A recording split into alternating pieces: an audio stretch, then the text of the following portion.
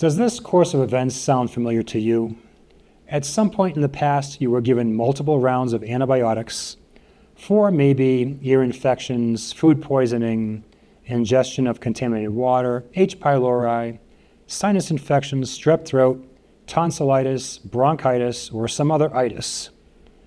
Maybe from all the antibiotics you developed UTIs, for which you were prescribed more antibiotics.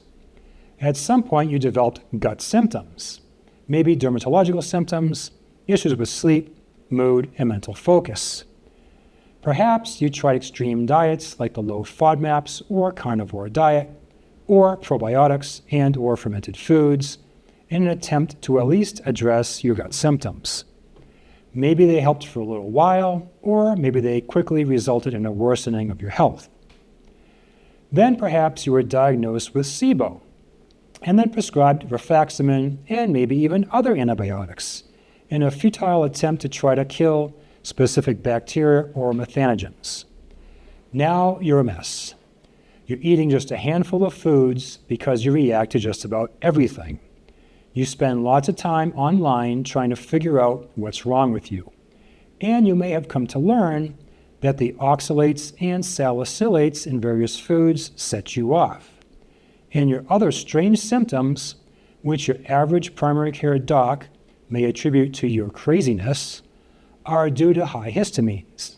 You're a shadow of your former self, and you just want to feel normal again. Well, your online searches have brought you here to me, and you finally arrived at the right place. That story I just told, I hear all of the time. In my consultations, I always look for a trigger. I would say about 10% of the time, nothing obvious pops up. I would say about another 15 to 20% of the time, it's something else like extensive PPI use. However, 70 to 75% of the time, the trigger is clearly excessive antibiotic use. In my opinion, it's the number one cause for dysbiosis, and that imbalance in the microbiome can be the driving force behind a mountain of health problems. See my videos. While I fully realize that we need antibiotics, and they save millions of lives globally, we also know that they are overused extensively. While the conventional medical community realizes this, their focus is on antibiotic resistance. Mine is on dysbiosis, and this dysbiosis affects many millions more people than does antibiotic resistance. Here is a shot from my long video on antibiotics, where I get into detail on what antibiotics do to the microbiome.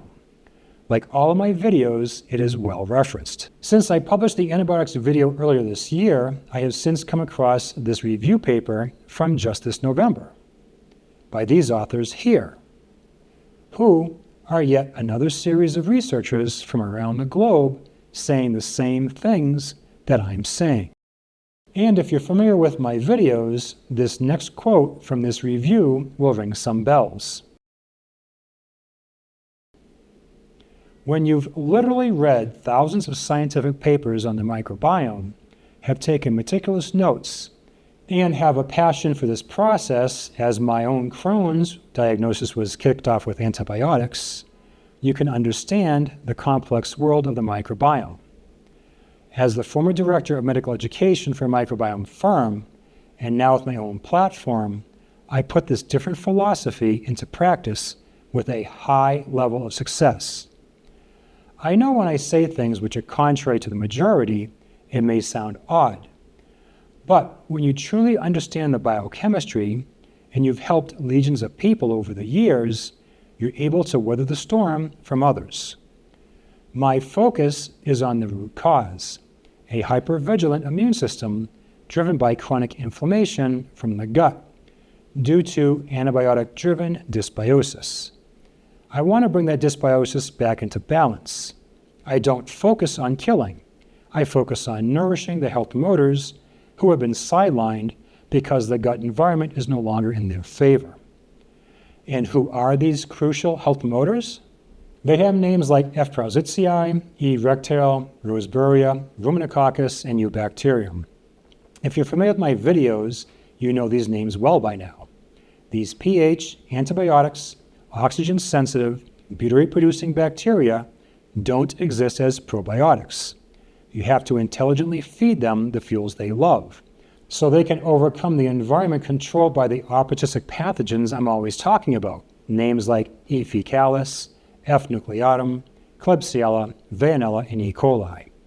From this figure within this review, which was not in my early release video on antibiotics, you can see a clear drop-off in the good guys and a clear increase in the bad with antibiotics. Now, one round of antibiotics in all likelihood is not going to drive disease. The data shows this. But multiple rounds, especially in succession, will alter your microbiome for the worse. This is best exemplified by the ultimate example of dysbiosis, a C. diff infection, where mountains of data show that the number one risk factor is excessive antibiotic use. See my video on C. diff. And please take the time to read the text box to the left, which highlights a key principle I frequently mention and helps explain why you are reacting to more and more foods and other factors within your environment.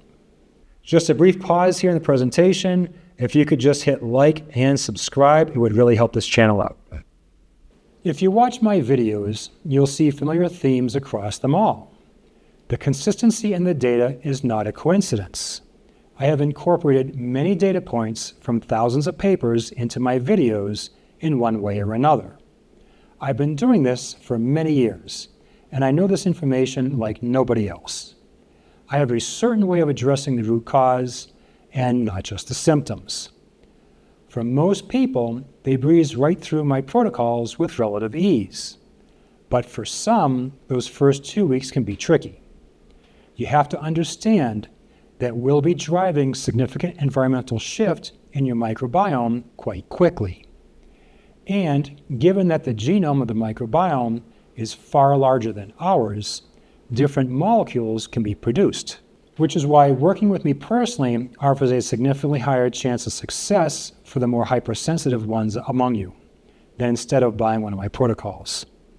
Either way, if what you've been doing has not been working, then perhaps it's time to try something more intelligent.